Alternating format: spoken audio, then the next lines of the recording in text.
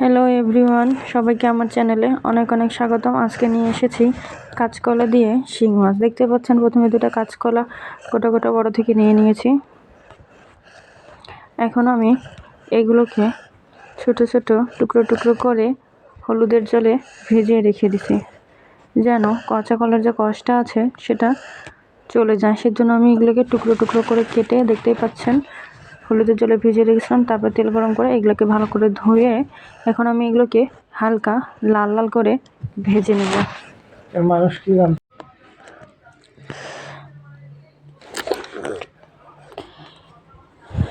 এরপর আমি এখানে সামান্য পরিমাণে হলুদ,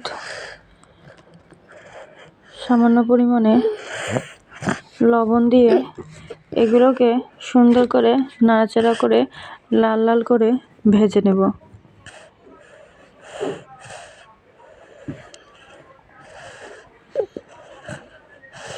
দেখতে পাচ্ছেন এগুলো কিন্তু আমি কিছুক্ষণ পর পর নাড়াচাড়া করে সুন্দর করে লাল লাল করে ভেজে নিচ্ছি। এগুলো কিন্তু লাল লাল করে ভাজা হয়ে গিয়েছে, দেখতেই পাচ্ছেন। এগুলো সুন্দর করে আমি লাল লাল করে নেড়ে চেড়ে ভেজে নিয়েছি। তারপরে যে শিং মাছ আমি হলুদ লবণ মেখে রেখে দিয়েছিলাম, এখন এগুলোকে সুন্দর করে হালকা পরিমাণে ভাজা ভাজা করে নেব।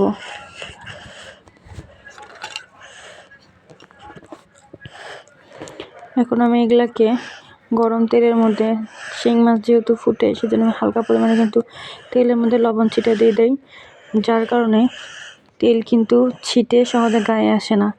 সেজন্য আমি হালকা পরিমাণে তেলের মধ্যে একটু লবণ দিয়ে দিই। তারপরে দেখতে পাচ্ছেন তেল গরম করে আমি পেঁয়াজ কুচি, তেজপাতা দিয়ে এগুলোকে সুন্দর করে লাল লাল করে ভেজে নেব।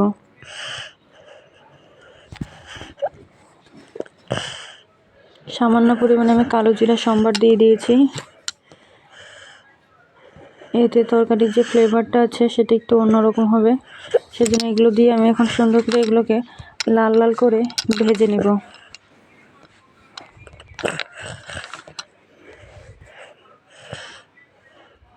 দেখতে পাচ্ছেন এগুলো কিন্তু মোটামুটি লাল লাল করে ভাজা ভাজা হয়ে গিয়েছে।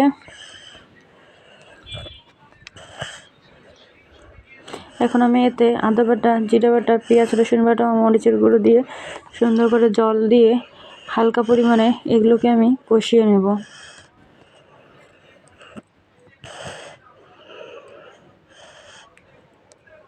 সাধারণত মশলা কিন্তু আমি জল দিয়ে কষিয়ে নেই, এতে মশলার যে গন্ধটা থাকে, কাঁচা গন্ধ, সেটা কিন্তু চলে যাবে। সেজন্য আমি হালকা পরিমাণে জল দিয়ে এগুলোকে কষিয়ে নিচ্ছি, মশলাগুলোকে।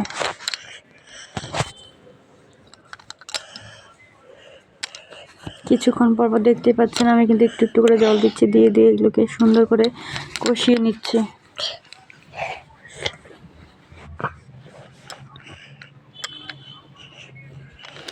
যারা যারা আমার ভিডিওটি দেখছেন অবশ্যই চ্যানেলটি সাবস্ক্রাইব করবেন, লাইক করবেন, কমেন্ট করবেন, শেয়ার করবেন।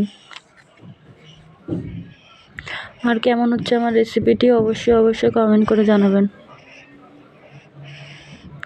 দেখতেই পাচ্ছেন এগুলো কিন্তু লাল লাল লাল লাল করে ভাজা হয়ে গিয়েছে মোটামুটি।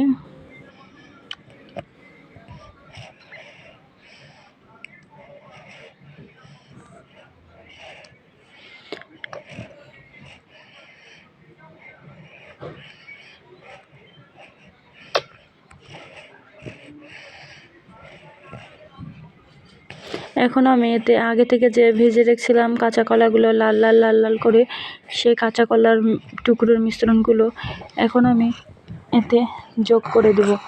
দেখতে পাচ্ছেন হালকা পরিমাণে লাল করে ভেজে আমি রেখে দিয়েছিলাম যে কাঁচা কলার টুকরোগুলো, সেগুলো এখন আমি দিয়ে সুন্দর করে হালকা ভাজা ভাজা করে ফেলবো। মশলাগুলো দিয়ে সুন্দর করে আমি কিন্তু একটু হালকা পরিমাণে ভাজা ভাজা করে নিচ্ছি কাঁচা কলাগুলো। এতে কাঁচা কলা প্লাস যে মশলা আছে দুটো একে অপরের সাথে সুন্দরভাবে মিক্সড হবে, এবং কাঁচা কলার মধ্যে যে মশলার যে ফ্লেভারটা আছে সেটা কিন্তু অবশ্যই সুন্দরভাবে ঢুকবে। দেখতে পাচ্ছেন এগুলো কিন্তু আমি লাল লাল করে একটু ভেজে নিচ্ছি মশলার সাথে কাঁচা কলাগুলো।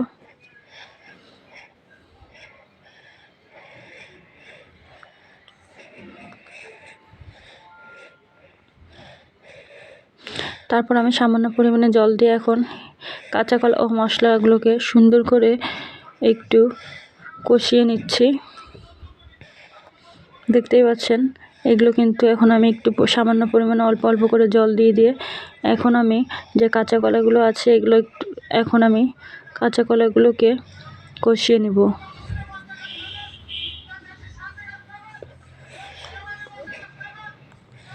যেহেতু আমি এক হাত দিয়ে ক্যামেরা ধরি আর এক হাত দিয়ে ভিডিও করি, সেহেতু আমার পারফেক্টলিভাবে ক্যামেরাটা ধরা হয় না, তাই আন্তরিকভাবে সেজন্য আমি দুঃখিত প্রকাশ করছি। তারপরেও কেমন হয়েছে আমার ভিডিওটা অবশ্যই আপনারা কমেন্ট করে জানাবেন যে আমার রেসিপিগুলো কেমন।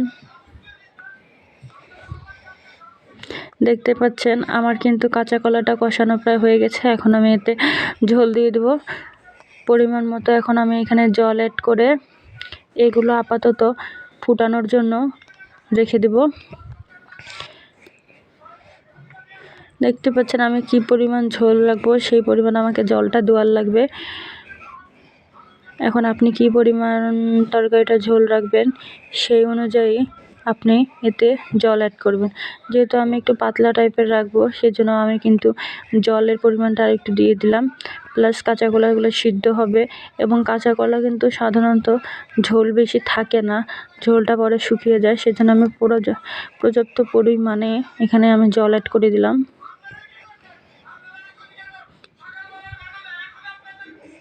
এখন এগুলোকে আমি কিছুক্ষণের জন্য ঢেকে রেখে দেব।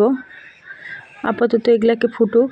কিছুক্ষণ পর তো দেখতেই পাচ্ছেন যে আমি যে মাছগুলো হালকা করে শিং মাছ ভেজে রেখে দিছিলাম সেগুলো দেখতেই পাচ্ছেন। আমি কিন্তু অত কড়া করে শিং মাছগুলো ভাজিনি। শিং মাছ সাধারণত হালকা করে ভাজতে হয়, বেশি কড়া করলে এগুলো মচমচে হয়ে যায়, কিছুই থাকে না। দেখতেই পাচ্ছেন ঝোলগুলো কিন্তু টকবক করে ফুটছে। কাঁচা কলাগুলো কিন্তু আমার মোটামুটি প্রায় সেদ্ধই হয়ে এসেছে।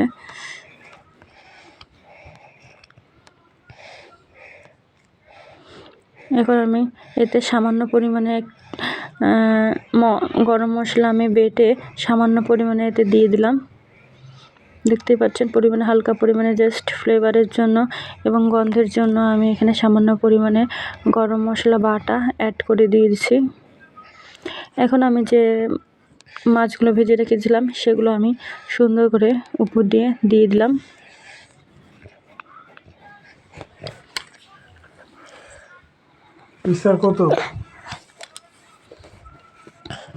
এখন আমি আবার এগুলোকে সুন্দর করে নাড়াচাড়া করে কিছুক্ষণের জন্য এগুলোকে ঢেকে দেব। এগুলো আপাতত হালকা আঁচে রেখে আমি ফুটানোর জন্য রেখে দিলাম। কিছুক্ষণ পরে দেখতেই পাচ্ছেন যে প্রায় মোটামুটি আমার ঝোলটা শুকিয়ে এসেছে এবং আমি কিন্তু লবণের পরিমাণটা যেহেতু প্রথমে অল্প দিয়ে দিয়েছিলাম সেজন্য আমি আরেকবার চেক করে নিয়েছি। দেখতে পাচ্ছেন কাঁচা কলাগুলো কিন্তু মোটামুটি সেদ্ধ হয়ে গেছে একদম সম্পূর্ণভাবে। সাধারণত এ ধরনের খাবার যারা ডায়রিয়া রোগী তাদের জন্য কিন্তু কাঁচা কলার তরকারি অনেকটা উপকার। যেহেতু সেই সময় আমাদের মুখে রুচি থাকে না, সেজন্য আমরা ব্যতিক্রম কিছু খাবার খুঁজি।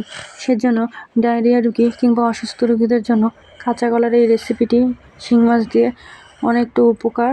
আপনারাও ট্রাই করে দেখতে পারেন কেমন হয়েছে। ঝোলটা কিন্তু আমার দেখতে পাচ্ছেন মোটামুটি হালকা পরিমাণে আছে। আমার তরকারি কিন্তু প্রায় শেষ। দেখতেই পাচ্ছেন লাস্টের লুকটা কেমন হয়েছে কাঁচা কলার। আমার ভিডিওটা যারা দেখতেছেন অবশ্যই তাদেরকে অসংখ্য ধন্যবাদ। অবশ্যই আপনারা সাবস্ক্রাইবার করবেন, লাইক কমেন্ট শেয়ার করে পাশে থাকবেন। দেখতেই পাচ্ছেন আমার আজকের রেসিপি কাঁচা কলা দিয়ে শিং মাছের ঝোল। অসুস্থ রোগীর জন্য পারফেক্ট একটি রেসিপি। আপনার বাসায় কোনো অসুস্থ রোগী থাকলে অবশ্যই এই রেসিপিটি ট্রাই করে দেখতে পারেন। কেমন হয়েছে এই রেসিপিটি আজকের অবশ্যই আপনারা জানাবেন। আর ধৈর্য সহকারে সম্পূর্ণ ভিডিওটা দেখার জন্য আপনাদের অসংখ্য ধন্যবাদ।